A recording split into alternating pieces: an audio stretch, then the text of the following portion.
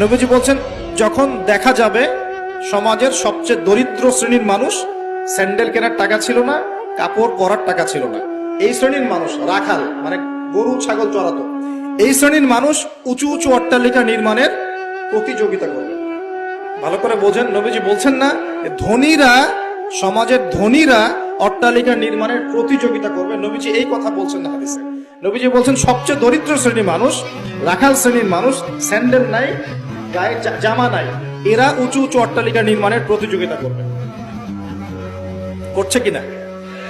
কিভাবে সম্ভব এই শ্রেণীর মানুষের অট্টালিকা নির্মাণ না নির্মাণের কম্পিটিশন করা কিভাবে সম্ভব? এক, সুদের মধ্য দিয়ে; দুই, করাপশন দুর্নীতির মধ্য দিয়ে; তিন, অন্যের সম্পদ আত্মসাৎ করার মতো। এই সমস্যাগুলো চলছে কিনা সমাজে?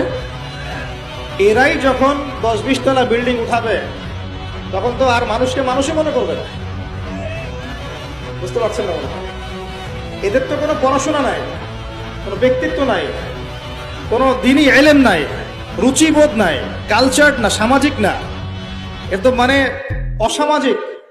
এরা যখন, এদের হাতে যখন আপনি সম্পদ চলে যাবে, এরা তো সাধারণ মানুষকে মানুষই মনে করবে না।